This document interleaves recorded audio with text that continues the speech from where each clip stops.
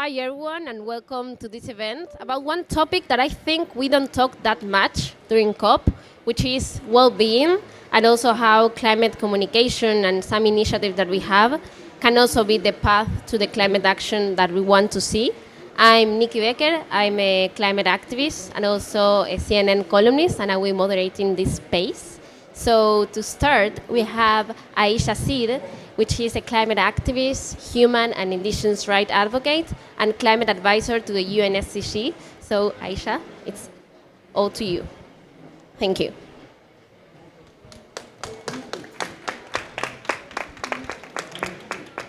Can you hear me? Whoa, you can hear me well. I was asked to open the panel today, and I wanted to open it with something that is personal in my story. I come from a tribal community in northern Pakistan, in the Mochiwala tribe, and my people have lived off of that Indus Valley area for around 600 years. In 2008, actually, let's start in the 1950s. In the 1950s, post-partition, after Pakistan became a territory and India became a separate territory, there was a lot of efforts to take indigenous people's lands from them and put them under the national government's jurisdiction. And so Pakistan, with the help of the Pakistani military, tried and successfully took a lot of the territories that would have historically been indigenous people's lands. For territories who weren't affected by government, they were instead affected by corporations, and that's what happened to my family. Our territory was purchased out, coerced actually, in an effort to turn our land into sugarcane. So our home was, my grandfather was forced to sell his land, and it all became sugarcane crop, a monocrop that completely ruined the agriculture and the biodiversity of our region. And my family was forced to move to a nearby city that was a couple of kilometers out of that region, and we settled there and we started life again. And we started life in utter poverty, because after we lost our land and the little money we were given, we were then thrown into the marketplace. And as indigenous peoples who had lived off the land, we didn't have jobs. We essentially maintained our livelihood and the livelihood of our community by farming, by cropping, by keeping the water and the agriculture and the fruits, and provided for each other in a reciprocity manner. So we grew cotton, we shared that with our neighbors, they gave us corn, so on and so forth. And we were thrown in the marketplace, and we hit utter poverty. And that poverty led to so many issues, because this is what happens to indigenous peoples. Like at the COP, we're talking about the rainforest, we're talking about indigenous peoples, but we don't really recognize that when indigenous peoples lose their home, they're forced to the city centers like Belém.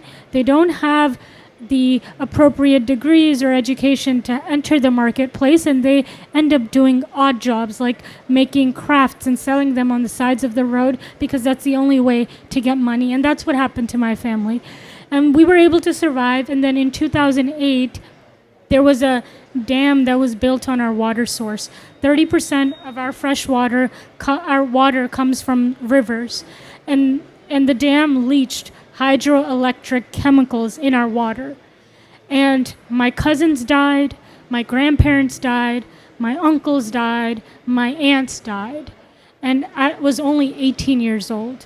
And I started doing activism for the climate crisis, because it was not just affecting us in terms of like air pollution or language that is used at the UN, it was killing us, quite literally. And I started doing activism. I did activism in New York City. We organized 300,000 young people into the streets of New York City to ask for climate action. And I kept doing that work. I started working with the UN.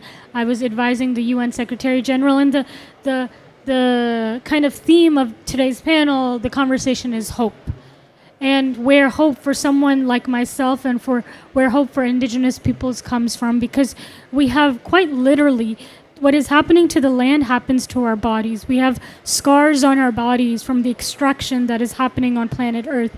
Well-being, so on and so forth, is talked about, but nobody sits and thinks about the level of depression, the level of harm, the level of trauma indigenous peoples are enduring, and the kind of well-being we need post all of this stuff is happening. I just want to give some stats about the Amazon.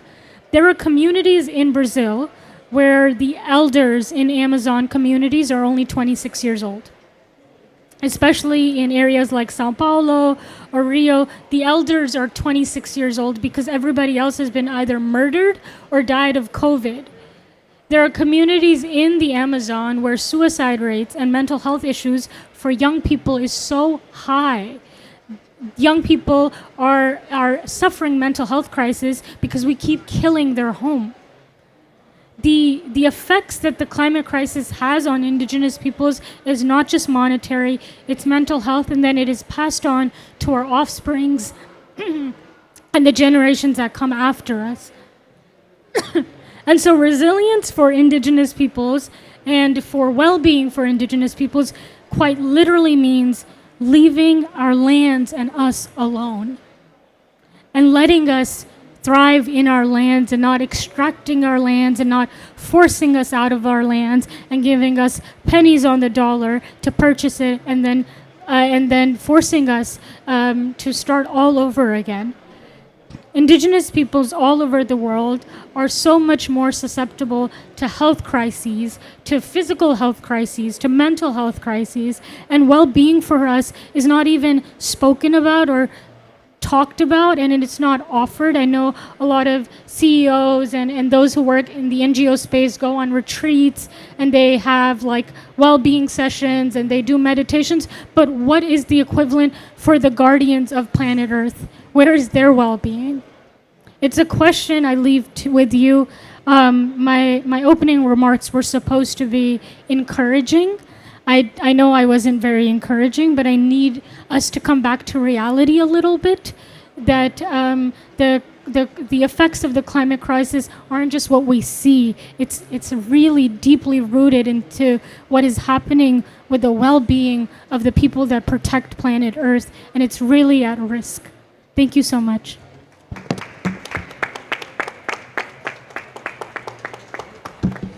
Thank you, Aisha, for making us remember why this panel is more important than ever. And not this panel, this conversation that I feel we often tend to think that is something more superficial, but it's in the roots of what is happening.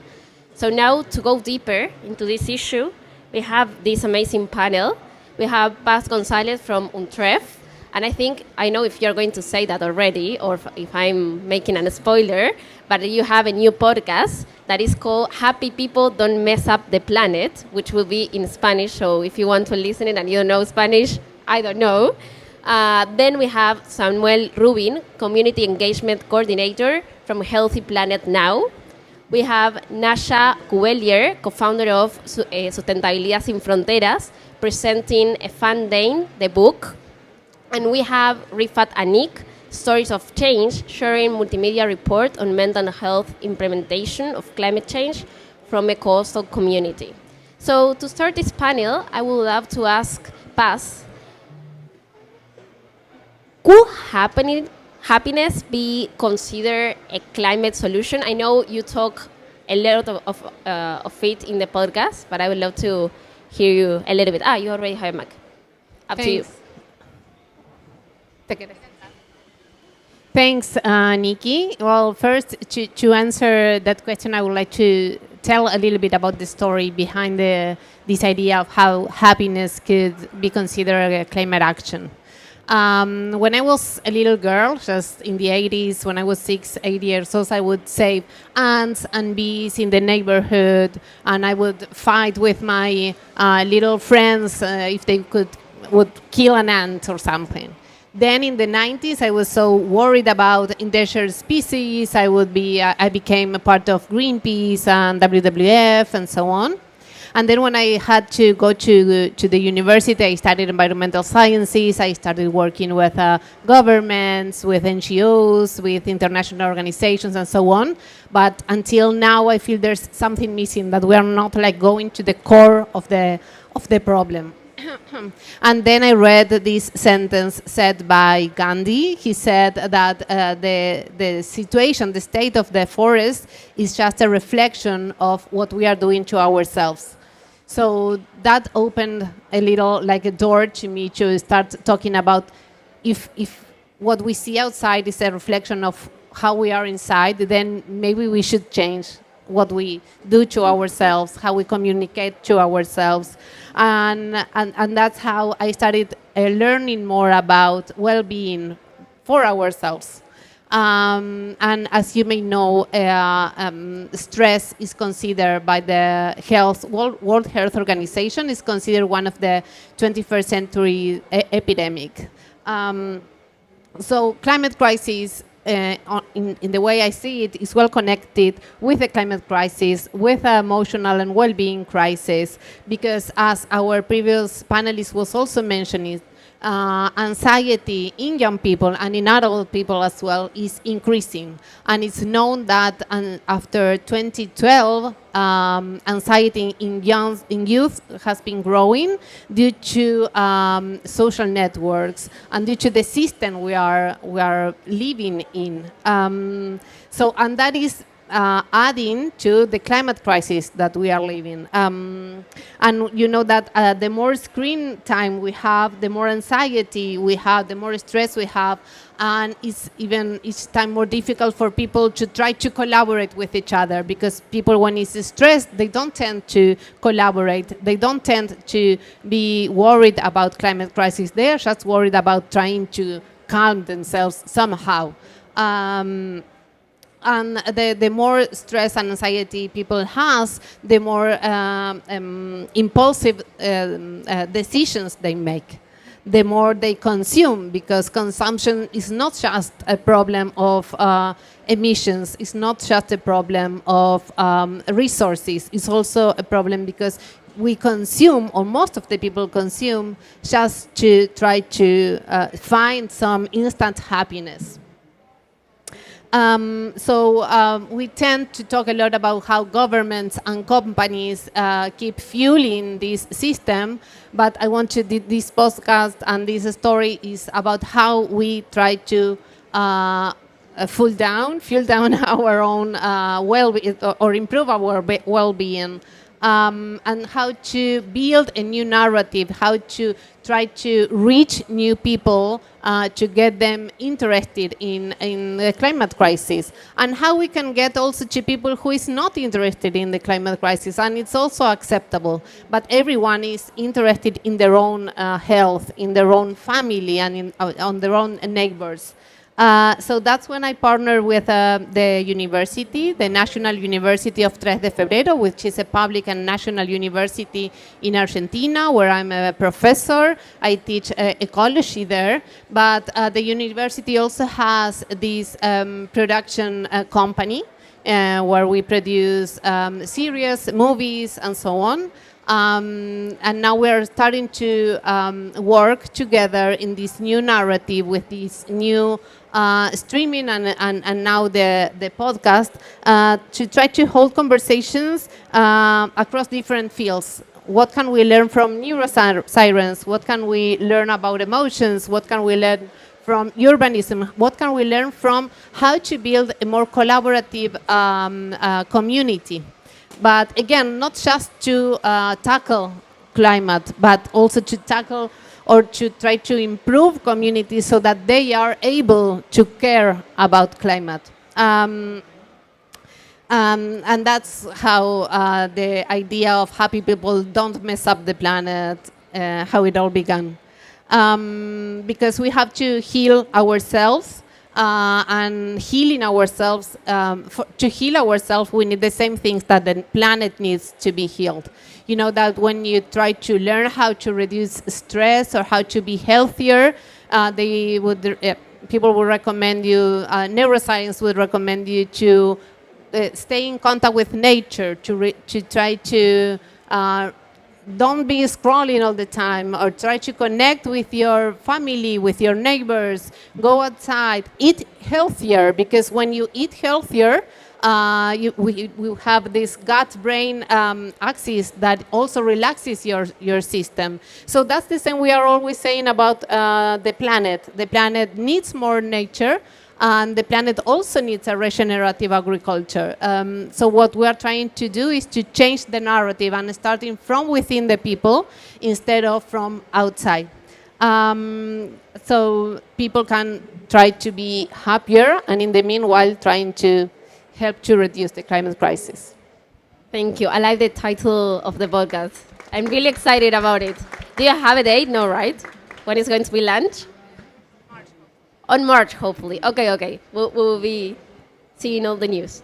So I will go with you, Samuel, with this question that is related with health, because we are talking about how mental health, or how when we have a flood or a heat wave, we are impacted about it. So why health should be at the heart of the climate conversation, and why are you seeing here at COP related with health? Well, thank you so much for having me. My name is Samuel Rubin, and I'm an impact producer, a climate storyteller. I work at the intersection of culture and climate, and I'm a part of the Healthy Planet Now campaign, which is an impact advocacy effort to accompany a documentary film that we're going to show you a trailer clip of shortly. And it's a documentary film that it's putting health at the heart of climate action by leveraging stories like the one that you probably have, or real human beings, not big celebrity ambassadors, not big stakeholders that sometimes it feels unrelatable to, but precisely how Ayesha opened this session with her personal story, her journey, which is what we can most have credibility for, and that what we need more, especially in the context of COP, where a lot of times people who are not here in the blue zone, who are not following the negotiations, they look at us from the outside and they wonder how does this has anything to do with my daily life, with my struggles and my ability to put food on the table. And I think health is an issue that brings people into the conversation beyond political ideology, beyond what is your view on this specific issue or that other specific issue, because we all want our loved ones to be healthy and ourselves, and that's something that we can universally relate to. And so, similar to how you were talking about path, about how we need to shift and change the narrative, the Healthy Planet Now documentary empowered regular folks around the world to pick up a camera and film themselves using a phone, using whatever they have, to authentically explain how do they experience on a day-to-day basis the impacts of health, the impacts that climate has on their own health and the one of communities. When we talk about healthy planets, as you were saying, it has to do with our own bodies, what we put inside of them, how we relate with our environment, the landscape, this holistic circular understanding of we are connected with the territory, we are connected with nature, and we one another need to be healthy. And I think a lot of times we forget that or distance ourselves from that, and I appreciate that many of our indigenous colleagues and many Quilombola, ancestral, traditional communities, people who understand that on their day-to-day can remind and put that on the center of the climate conversation. And this documentary, as you will see, does that by giving people a chance to share their story, which sounds very basic, like, oh, share your story. But we forget that a lot of people, for instance, when we talk about the global goal on adaptation and indicators for health, if you go to anyone outside of COP and you tell them health indicators for adaptation, they'll go like, what? What does that have to do with me? What does it mean? But if we say, hey, it's hot, and you are losing productivity hours, and when you go to work, you're not going to be able to work outside at a construction site. You're not going to be able to have your workers able to be working 8 hours. They're going to have to do 4 hours instead because there is a heat wave happening. Then they can relate to that either because it matters for their business, either because it affects the health of their workers. And those are precisely the same type of indicators that we're trying to get past here at the plenary and the meeting room. So we need those data points to be very relatable, to be very personal. And I think at this COP, there is a big connection to health in many ways because for the first time, the presidency has created an action agenda that includes 30 different priorities. Health and resilience is priority number 16. It's part of this umbrella of human and social development, which also includes culture, which also includes green jobs, human rights, climate action. And I think it's a matter of understanding that, of course, we are here protecting the environment and the planet and every living being in it, but we are humans tasked with doing that in harmony with all the other species. So if we do not protect our health, how are we going to be able to protect the one of the planet? No? So I think it's important that our policy frameworks point on that, and it's important that we have films and podcasts and other projects that make people understand that beyond policy. So I hope we can check the trailer later and see more of that in the example. Thank you, Samuel. Yes, we will see the trailer after the panel, and I love the way that you explain what global adaptation indicators are, which is basically more daily to our daily life way, and it's not something that seems far away from our reality, but it's something that we live every day when we have a heat wave, when we had a flood, or all the consequences that we know that we have. And I want to jump in with you, Nashi, regarding another question that I think we don't do it, or at least we don't do it enough, which is imagining the futures that we want to live in. Because in general, we are really clear about what we don't want, or what, of course, we don't want to normalize that in Argentina we have fires every year on summer, or that we have also heat waves. But where we want to go, are we imagining those futures, or at least the correct ones? Well, let's ask the audience. Do you think the future is going to be better or worse? Give me a thumb. Up or down? Or, I don't know. Up, down, I don't know. It's kind of mixed, but normally people think that the future is going to be worse. It's normal because we have the scientific predictions, and they are right. If we don't do anything, it's going to be worse. It's going to be more insecure, the climate. But imagining the future is chaos type 2. It means that the future we imagine affects the future we build. Because if we imagine that, I don't know, we are doomed, nothing can be done, etc., then I am not going to be part of the solution if there is nothing to do. And also, as you say, when you look for imaginations like how the future could look like, we see flying cars or super fancy buildings. I'm not going to live in one of those buildings. So, is there the only future we can imagine? And sometimes dystopia is easier to imagine. We have films, we have series. Sometimes I feel like Black Mirror chapter. I don't know if you have the same. I wake up in the morning and it's like, am I in a Black Mirror? That happens to you? Yeah, it happened to me. And then I can't sleep. Exactly. Then we need to shift our minds and say, okay, let's see if another future is. So what we did is that we asked 30 leaders, women in Latin America, how their future will look like if we solve economic, social, and environmental crises. What do you have for breakfast? What's your work? How do you move? How is your neighborhood? How is the street? What do you do?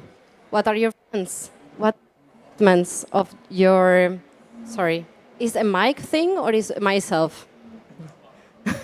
Okay. You passed the exam, Nashi, no worries. So the answer is, and for that we did a book. So all the stories are for free in Spanish, Portuguese, and English in the website. And of course, if you want the book, you can purchase the physical book. But there is something that they have in common. What do you think these women have in common? Give me something. What is in common in all the stories? Hope, of course. What more? Love. Love, exactly. It's something really weird that we ask them what their good day will look like. But many of them include someone they love. Their parents, their children, their ancestors, their neighbors. They want a better future for themselves, but mostly for the people they love. And that's something we tend to forget. That makes ourselves feeling happy, is the connections we have, meaningful connections. Another thing is healthy environment. Of course, clean air, clean water, good earth, etc. And a third thing, it seems that we are all foodies. Everyone is connected with food. Typical food, something we really love, or being vegan, etc. We are really, really rooted into what we put in a plate, and we sit around the table, and what we share. So that's also a good point to start to think about food. But all of these women are very different. We have a very beautiful author here that's just going to read her story in a few minutes. But we have high-level champions like Cristiana Figuera and Maisa Roja, who is Environmental Minister of Chile, and also rural women, activists, artists, etc. So I really encourage you to read out the book, give it a chance to inspire you, and have some clues on where and who we need to put the energy to build the future we want. I love it. And where can we read the book? In the Sustentabilidad Sin Fronteras website. Exactly. Right? Perfect. You enter our website, and there you have the project. Perfect. Thank you so much. And Rifat, we have definitely, yes, an applause, please. We have definitely at least not succeeding that much in engaging new people in the climate conversation, and not only include them, but also make them do something about it. Why do you think that is happening? And also, which project, initiative do you know that can inspire more people to be involved in climate? Am I audible? Absolutely. I think before jumping into that, I just want to share my personal experience, and I think I want to share a sense of helplessness. And I'm sorry if my voice breaks, but I'll allow myself to be vulnerable. I come from a city where all of the climate migrants in Bangladesh rushes in and tries to find a livelihood. And even though I come from a well-off family, I have grown up seeing folks survive in this city. And I have also seen disasters like floods, cyclones, droughts, river erosion affect so many people. And for the longest time, I think I was paralyzed to those information throughout my life. But at some point, when I had the chance to understand what's happening in my country when I was growing up, I took that chance to embed myself into those communities who are extremely vulnerable and try to understand what are the issues that they're going through. And I think over time there has been this sense of responsibility to help them amplify what they're going through, because between them and different stakeholders, policymakers, I think we are there to help amplify their voices. So so I founded Stories of Change with my friends, and the entire goal for this was to express how vulnerable but also resilient Bangladesh is in terms of climate change. But also, I think we were extremely eco-anxious when we started it, and we still are. And the entire reason we keep doing it is because this is our way of addressing what we can do to stop this. So we have essentially what we do is we try to document what these these vulnerable communities are going through, the issues that they're going through, and the solutions that they come up with. We document them and we take it to policymakers locally and globally to essentially find solutions to what are the issues that they can address.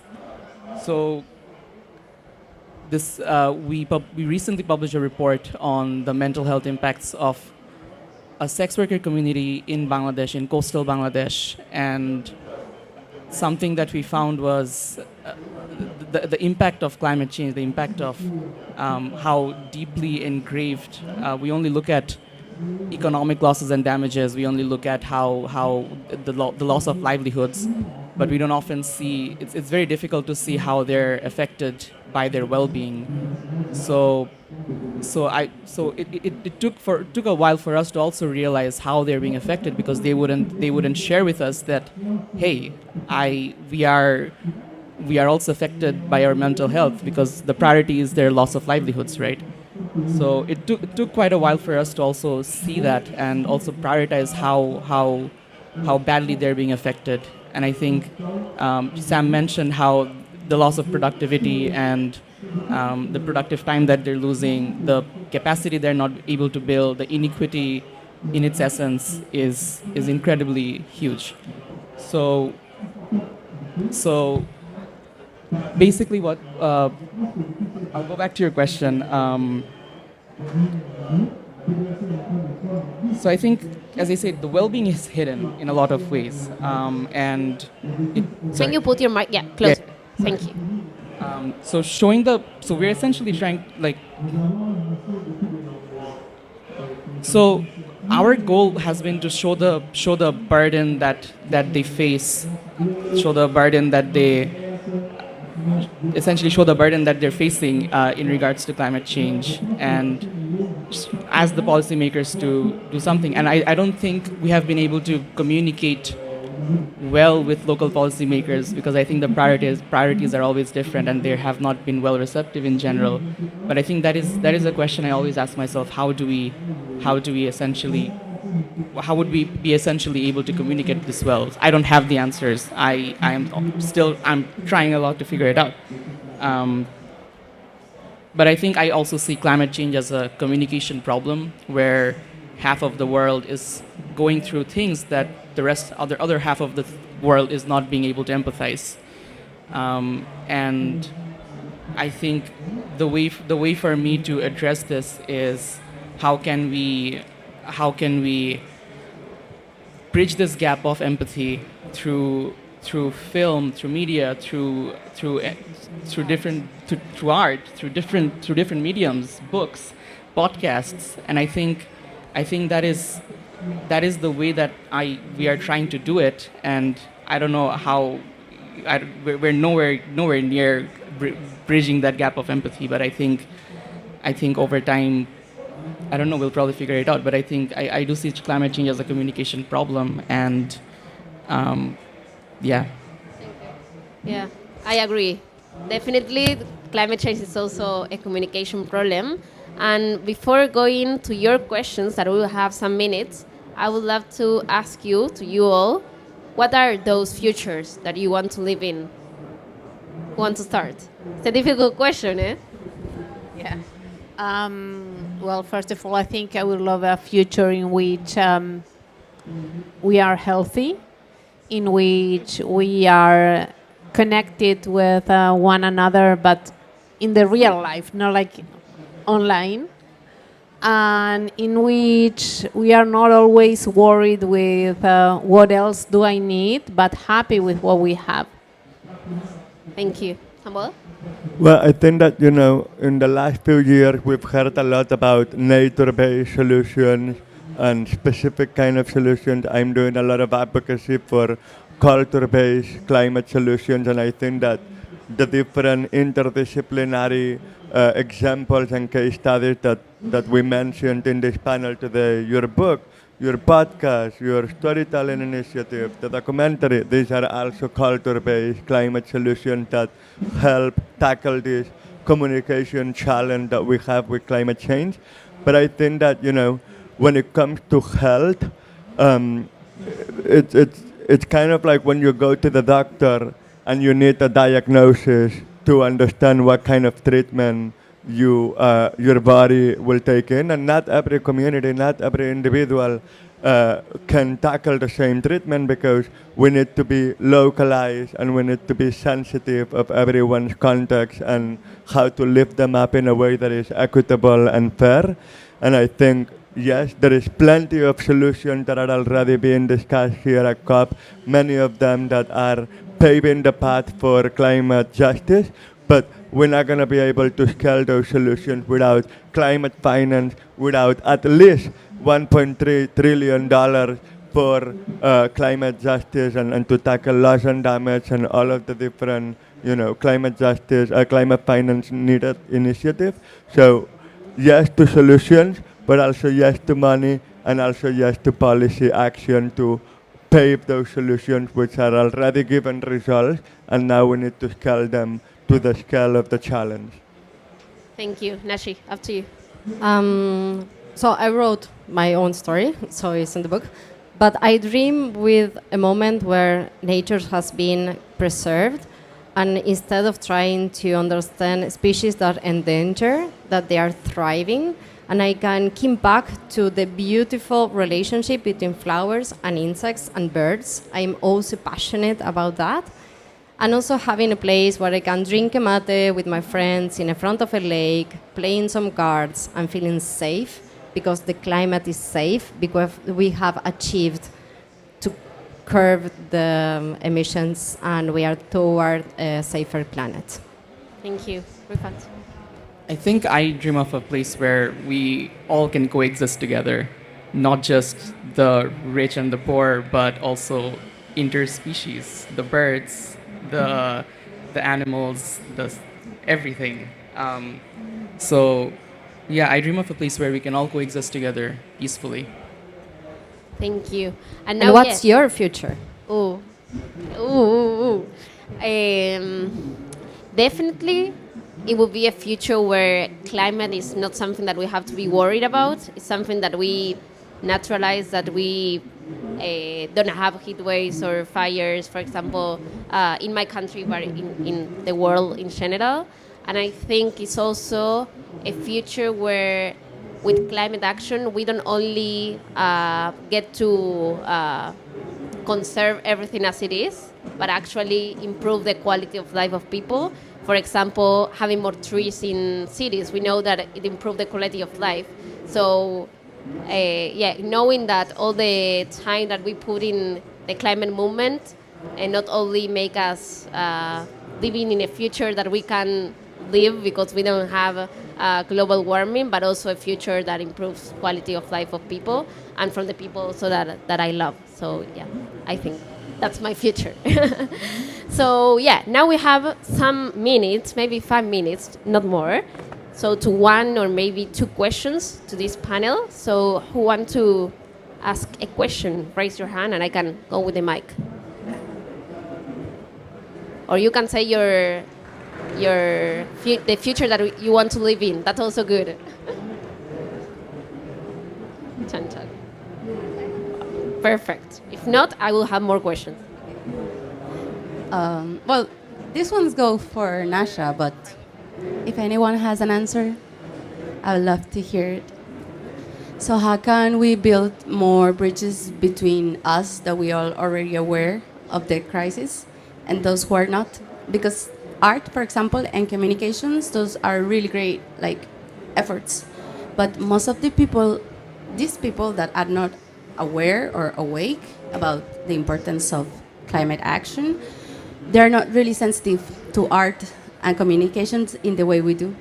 So how can we create more channels to close that brecha?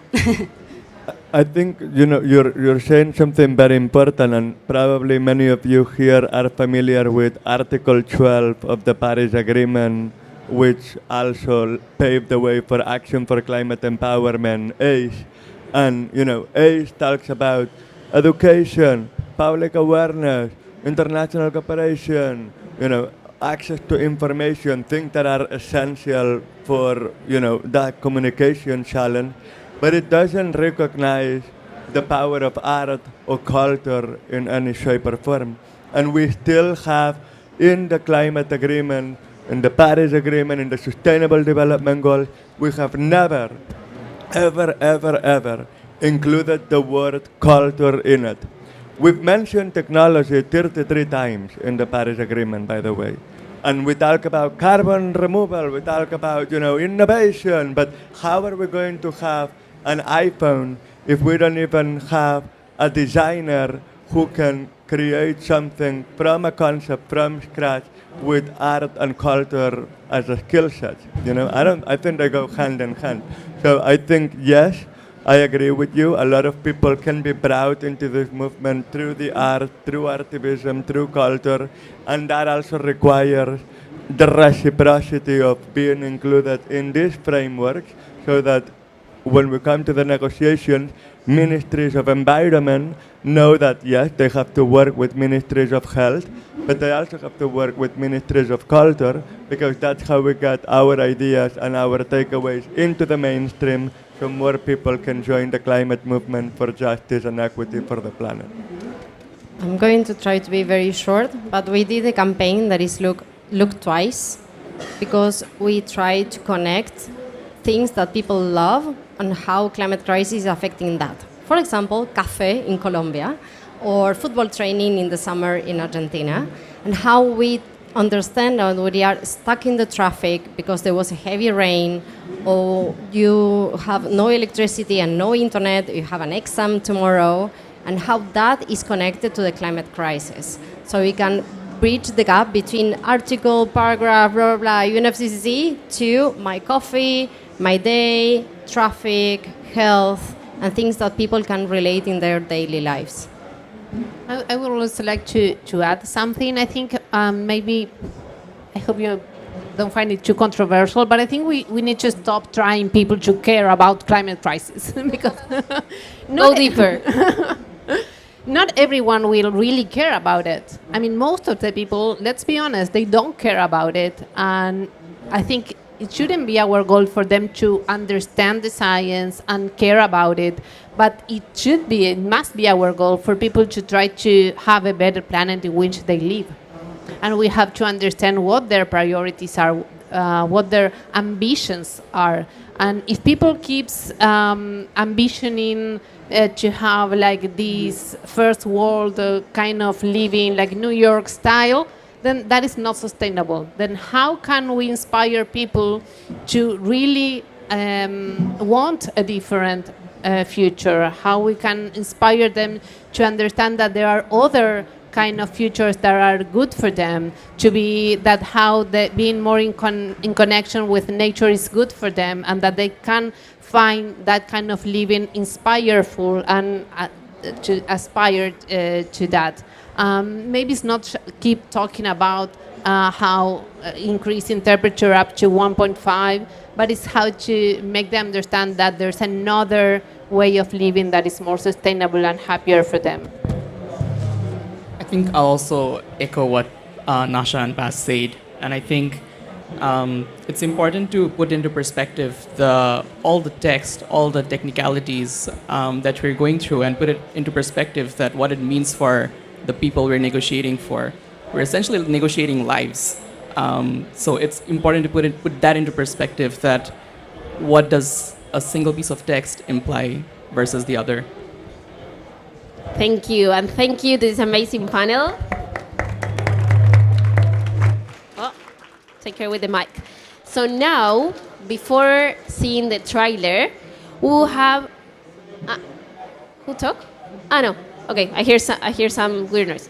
We will have Oriana Mendoza, who will read her story of the Fine Day in the book, or at least a part of it. So, up to you. Yeah, a part of it, or whatever you want. It only takes 7 minutes. I already practiced. So, I want to tell you a story. Here it goes. A letter from the sea. Orion never doubted that the time machine would work, mother. But as soon as he awoke on the white sands of a beach in Peru, surrounded by the inhospitable and dense mangrove jungle, his skin bristled and his breath caught. Luckily, his diving mask was not damaged by teleportation. I did fear moving, as if one single step would shatter the illusion and we would wake up again in the fragile present. I think I even held my breath. The world became silent and nature was singing. I thought that the dream would be over if either of us moved, but the wounded cry of the seagulls pulled us out of our astonishment. Although the deja vu did not cease and the color of the Caribbean looked as intense as if from a remote island, imagination thought it was no mere imagination. I was there, close to my land, Cartagena. The sun felt hot and threatening like the midday sun, and as I kept searching with my eyes for the immense shadows of the trees, I did not notice that Orion wandered, mesmerized by the chorus of the waves, stepping hesitantly toward the shoreline. None of us wanted to think if it was real that the sun was burning. We would still figure it out if we were alive, or if we were dreaming, or if we were ghosts or some loan from heaven, that we would confirm, still not knowing for whom, what our children tell us today. So we put on our masks and went diving. He went first, mother, as always, because his feet have the courage that I lack. And I follow him like a bodyguard or like a lifeguard. When I touched the water, I burst into tears and my eyes clouded ever. The underwater garden was so immense, so endless, that its colors surpassed anything created by artificial intelligence. There was no beginning or end. There was no heaven or earth underwater. Everything was a vast, untouched, and pure coral city where the oceans were connected by a safe and well-preserved tectonic pathways, to the point that the land itself feels no longer divided, nor humanity separated. All the species, just imagine, so countless, they sleep beyond the grasp of numbers. Big fishes like those that come out in the fishing contest, but these were free. Exaggerated and complete shoals, I couldn't stop crying. It seems unfair to me that we were the only ones there to see the seaweed buildings and the coral pillars, or for example, some animals that I have never seen in my life. So have you ever heard of the West Indian manatee? Or have you ever seen a whale shark less than 100 meters from the coast? And here in the Caribbean coast of Colombia? No, no, no, no, no. If Orion were not with me, you would probably not even believe me. And those are just some the ones I can name, mother, because you know I am not expert in marine biology. Or would you believe me if I told you that I did not saw one, but about 285,000 seahorses? I saw them with my own little eyes, and I know I get excited, but I'm not exaggerating when I tell you that after swimming for a while, I saw something like a blue theater ballet, and it was them, the reef manta ray. How crazy. Because they do exist. And they are right here in the Colombian Caribbean. Believe me, I saw the hawksbill turtle. And I may not distinguish all species of turtles, but you know the hawksbill when you see it, because it's like a mythical animal. And its mystery heartens you as if you were looking into eyes of Medusa. And I forgot that I was to breathe when I saw those sizes. A healthy turtle is that big. And now imagine that I open both my arms and it still doesn't fit. Orion was shouting underwater, full of euphoria. He scared away sharks. Yes, sharks and seals. I even believe that in another season that humpback whale can be seen. I don't know, Mother, but in this season, all these animals live together regardless of the habitat, all jumbling together. And still I did not see the humpback whale. Well, maybe the best of the best awaits for me in another season, but no offense to the other fish, but the whale is just my favorite. And look, you know the parrots?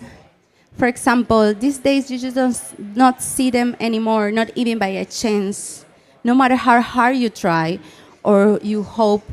And the ones that I saw, they were huge, up to 40 centimeters tall. Well, now, imagine that they all were that size.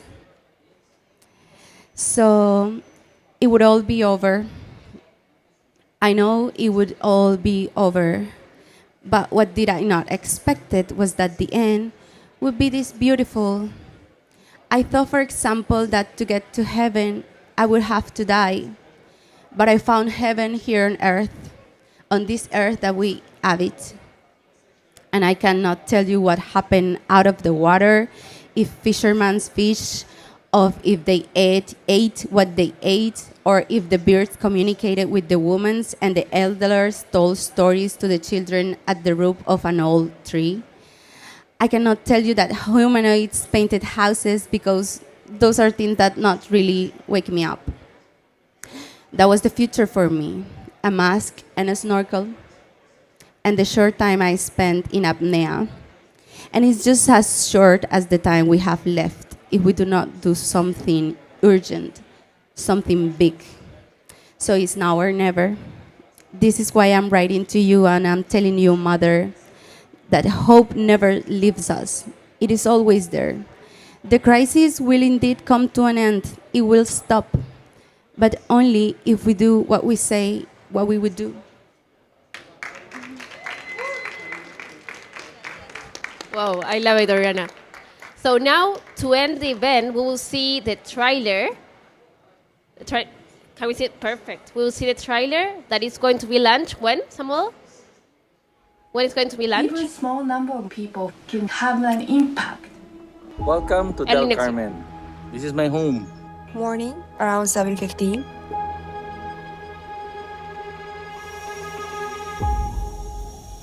Freetown's changed so much since I was a child. To sit there and watch areas be incinerated, they'd never recover to what they were before. More than 35 Celsius degree every day. People are suffering from flooding, disasters, landslides, mudslides. She's inhaling the toxins. I'm inhaling the toxins. People are hungry. They lost their jobs. There's no water. How do you feed everybody?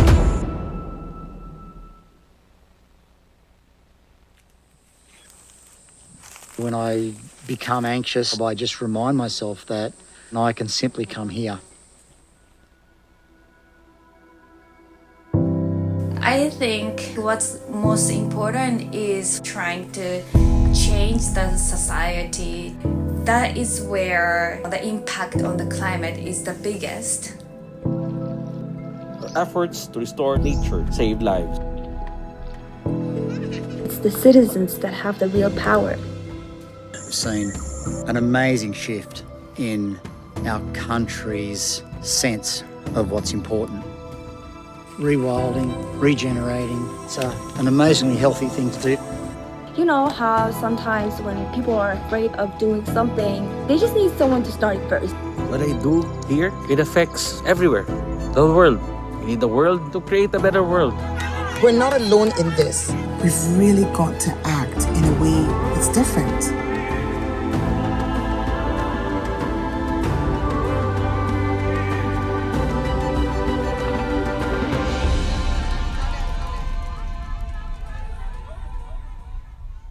I'd rather live now when the change is possible.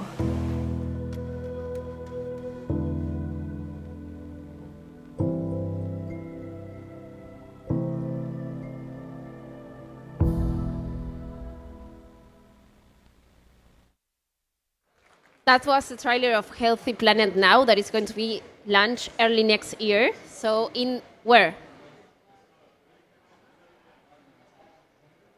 I am not allowed to publicly say it yet, but in a name that we all recognize. So it will be easy to find. So we will be able to see. That's the important part. So now we have Dex. Where are you, Dex? Perfect. Thank you. Hey, how's everybody doing? That was an incredible panel, wasn't it? Like, I think we're all now just imagining a better future for the planet so that we can create that future and manifest it, right? Hey, I think so. So we're going to have a little fun. What I've been doing lately, what I've been doing the entire talk is I've been sitting there on the side and I've been typing feverishly. And she said something about art through communication. And we communicate through art. So what I do is I communicate through art. As you guys have been talking, I've been writing an entire song about everything that was said. I have had no time to rehearse it. This is going to be the world premiere. This is the first time anyone's ever going to hear this song. It may be the last time because I will never perform it for another audience again. It is specific to you guys. Are you guys ready for that? All right, so let's do it. Let's have a little fun and let's up the resiliency.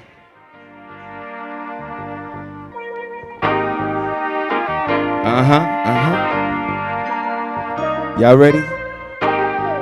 Put your hands like this. Put your hands like this. Yeah. Put your hands like this. Put your hands like this. I said, yeah. Hands up in the air if you're feeling it. Imagine the future, we're all more resilient. Hands up in the air if you're feeling it. Imagine the future, we're all more resilient. Not a dream, cause it's got to happen. Well-being is the path to climate action. Say, not a dream, cause it's got to happen. Well-being is the path to climate action. We're right here, yeah, where the action is. Trying to set the scene for the activists. Let's get together, man, we can all make it better. We can see an end, right, Nikki Becker? No more walls, we gotta build the bridge. Rights for the climate and the indigenous. We gotta heal ourselves, we're to Aisha Sid. Cause anxiety's the world's next epidemic. We know the what, but we need the how. Samuel Rubin said we need a healthy planet now. Inner peace, we've got to have it. Word to Paz Gonzalez, cause happy people, they don't mess up the planet. We need to imagine the future to make it real here. That's a thumbs up, Nasha Cavalier. Yeah, we can all start to find a way. Begin with imagining a fine day. We need a chance at change and sustainability. Thank you, Rafat, for sharing your vulnerability. That's how we'll heal the planet, and that's serious. Not just vulnerability, we need resilience. So hands up in the air if you're feeling it. Imagine the future, we're all more resilient. Hands up in the air if you're feeling it. Imagine the future, we're all more resilient. Not a dream, cause it's got to happen. Well-being's the path to climate action. Say, not a dream, it's got to happen. Well-being is the path to climate action. These are huge issues that we're solving. I agree, climate change is a communication problem. We need participation from every nation. Everybody in the world needs to join the conversation. Yes to empathy and possibility, but also yes to climate finance and climate policy. All of this is true and beautiful, but we shouldn't just conserve, we should also improve. We can get it together like a compilation. I'm doing it through rap, this is the art of communication. It can help make the world more empathetic, cause climate and our daily lives are all connected. Yeah, hope never leaves us, so the fight is never over. Much love to you, Oleander Mendoza. Hope never leaves us, the fight is never over. Shout out to my friend Oleander Mendoza. Hands up in the air if you're feeling it. Imagine the future, we're all more resilient. Hands up in the air, yeah, we're feeling it. Imagine the future, we're all more resilient. Not a dream, cause it's got to happen. Well-being is the path to climate action. Said, not a dream, it's got to happen. Well-being is the path to... One more time, not a dream, it's got to happen. Well-being is the path to... Yeah, not a dream, said it's got to happen. Well-being is the path to... Make some noise for yourselves, thank you. My name is Dex McBean. I appreciate all of your time. I appreciate this talk. And let's all imagine a better future, a fine day, and look forward to the trailer. Thank you. I work for Event Rap. If you guys have any other activations that you're attending that you would like to have a rap at the end of it, please come see me, see my associate, Jam Young. And if you have any videos, please feel free to email them to me or drop that, whatever. Thank you. Appreciate y'all.